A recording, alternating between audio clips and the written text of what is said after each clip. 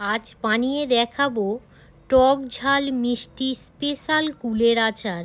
ছোটোবেলা স্কুলের গেটের বাইরে কম বেশি কুলের আচার আমরা সবাই খেয়েছি। নমস্কার বন্ধুরা, মালবিকা কিচেন উইথ ভিলেজ ফুডে আপনাদের সবাইকে স্বাগত জানাই। আজ আমি আপনাদের সঙ্গে শেয়ার করব জিভে জল আসা টক ঝাল মিষ্টি কুলের আচার বানানোর সহজ পদ্ধতি। সঙ্গে থাকবে সিক্রেট টিপস। পুরো দোকানের মতো আপনারা বুঝতেই পারবেন না যেটা বাড়িতে তৈরি করা না দোকান থেকে কিনে আনা। চলুন এবারে গাছে থেকে কুল পেড়ে নেওয়া যায়। বন্ধুরা, কুল গাছের কাছে চলে এসেছি। দি বলো, কত সুন্দর কুল হয়ে আছে দেখো। এই দেখুন, উফ কত সুন্দর কুল দেখো। প্রত্যেকটাই ডালে ডালে কুলটা শুধু দেখুন, কত সুন্দর দেখো। আর দিদি তুলছে। এইভাবে একে একে গাছে থেকে কুল পেড়ে নেব।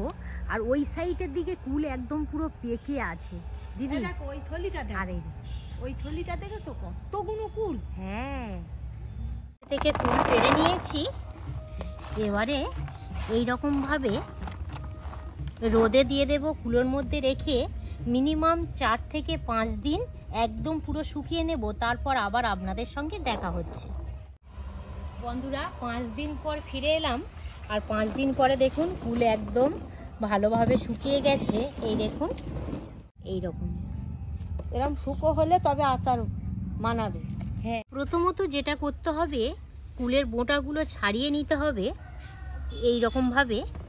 আর অবশ্যই কিন্তু মাথায় রাখবেন, খারাপ কুল ফেলে দিতে হবে। আর এইভাবে ভালো ভালো ফ্রেশ ফ্রেশ কুল বেছে নিতে হবে। যেমন আমি দেখাচ্ছি, একটা খারাপ, এই একটা খারাপ, এরকম 5-6টাই আছে আর কি খারাপ। এই খারাপ কুল কিন্তু একদমই আচারের মধ্যে দেবেন না, তাহলে আচারটা খেতে ভালো লাগবে না আর অনেক দিন ভালো থাকবে না, ঝপ করেই নষ্ট হয়ে যাবে। বোঁটাগুলো সব ছাড়িয়ে নিয়েছি। এবারে জল দিয়ে 2 থেকে 3 বার ভালো করে ধুয়ে নেব। কুলের মধ্যে কিন্তু প্রচুর পরিমাণে ময়লা ধুলো মাটি থাকে। এই দেখুন, জলের কালারটা দেখুন। কুলোর মধ্যে দিয়ে দেব, দিয়ে রোদের মধ্যে আধ ঘন্টা রেখে দেব।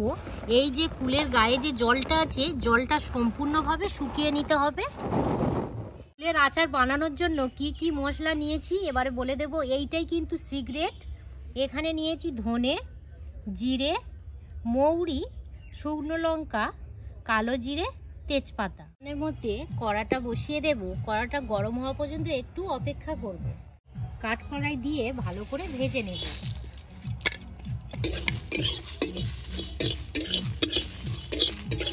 মশলাটা শিলের মধ্যে দিয়ে দেব।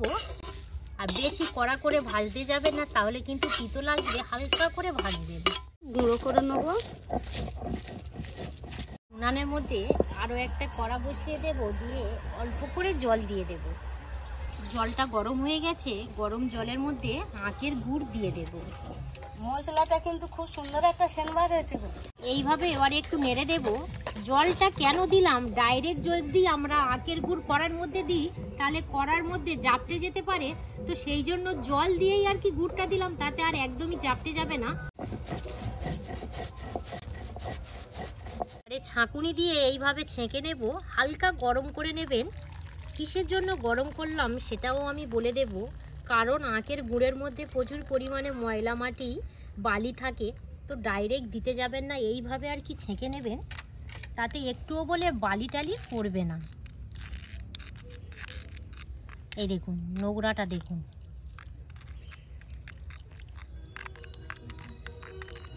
কড়ার মধ্যে সর্ষের তেল দিয়ে দেব। তেলের মধ্যে তেজপাতা, শুকনো লঙ্কা আর 5 ফোড়ন দিয়ে দেব। 10 থেকে 15 সেকেন্ডের মতো ভেজে নেব। এই দেখুন বন্ধুরা, একদম রোদে দিয়ে শুকিয়ে নিয়েছি। কুলের গায়ে একটুও বলে জল লেগে নেই। এবারে কড়ার মধ্যে দিয়ে দেব।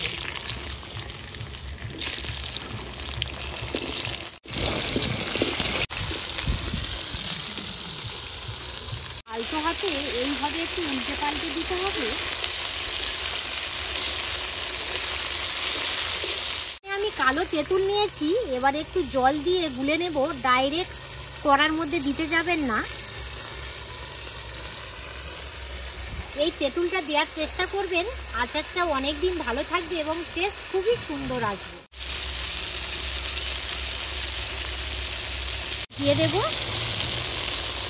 তেঁতুল গোলা জল 2 চামচ, 3 চামচ, 4 চামচ। কুল অনুযায়ী দিলাম, যদি আপনাদের কুলের পরিমাণটা বেশি থাকে তাহলে একটু বেশি দেবেন।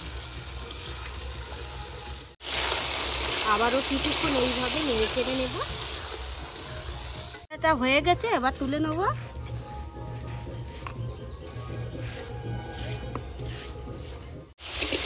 যখনই এইভাবে নাড়াচাড়া করবেন, উনানের আঁচটা একটু হাই টেম্পারেচার করে দেবেন। তো ব্যালেন্স ঠিক রাখার জন্য পরিমাণ মতো লবণ দিয়ে দেব,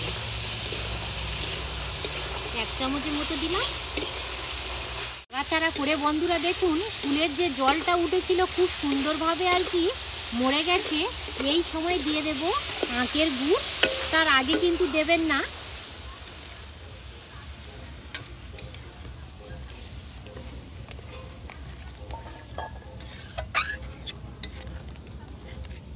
এই দেখুন বন্ধুরা কুলের সাইজটা এবারে কত বড় হচ্ছে, আর অটোমেটিক কিন্তু কুল ফেটে যাচ্ছে। এই দেখুন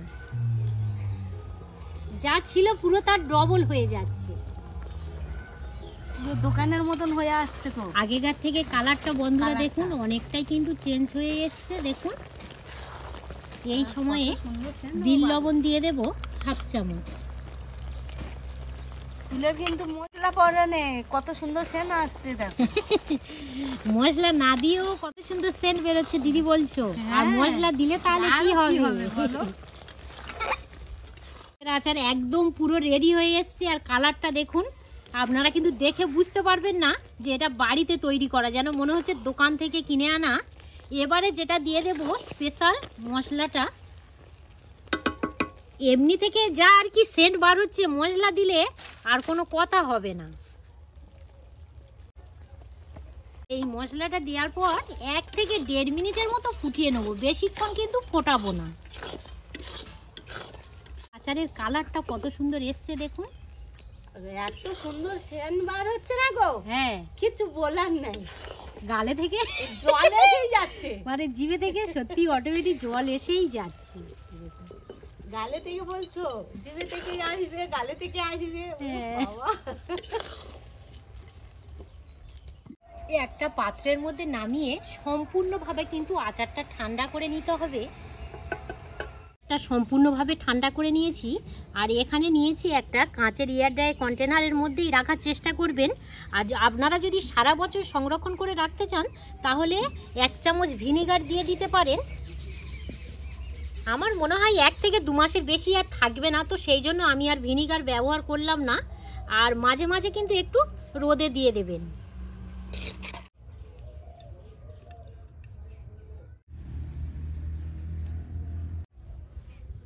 আমি এয়ারড্রাই কন্টেনারের মধ্যে মুখটায় সিল করে দেব। দেখুন বন্ধুরা, আপনারা কিন্তু দেখে বুঝতেই পারবেন না যে এটা বাড়িতে বানানো না দোকান থেকে তৈরি করা।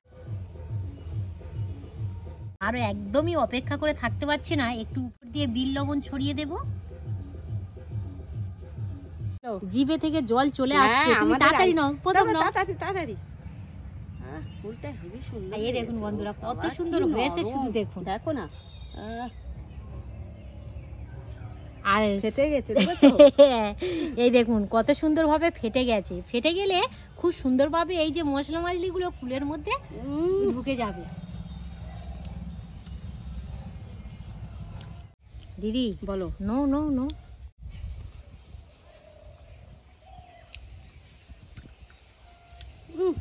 কিছু বলার নাই, সত্যি কথা বলতে পুরো বন্ধুরা, দোকানের মতো। দোকানেও এত ভালো কুলের আচার কোনোদিনই বানায় না। কারণ আমরা এই যে বেছে বেছে কুলটা আর কি করেছি, একদম ফ্রেশ কুল দিয়ে এত সুন্দর টেস্ট এসছে, মানে না বানিয়ে খেলে আপনারা অনেকটাই মিস করবেন। আর যেহেতু সরস্বতী পুজো চলে গেছে, বাজারের মধ্যে প্রত্যেক জায়গায় আর কি কুল কিন্তু অ্যাভেলেবেল পাওয়া যাচ্ছে, গাছে থেকে পেড়েও করতে পারেন। এই সময় কুল পেকেও গেছে।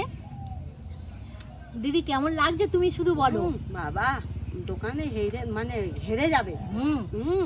আর দোকানে তো পোকা মাকড় সব শুধু ততটা ভালো হয় না।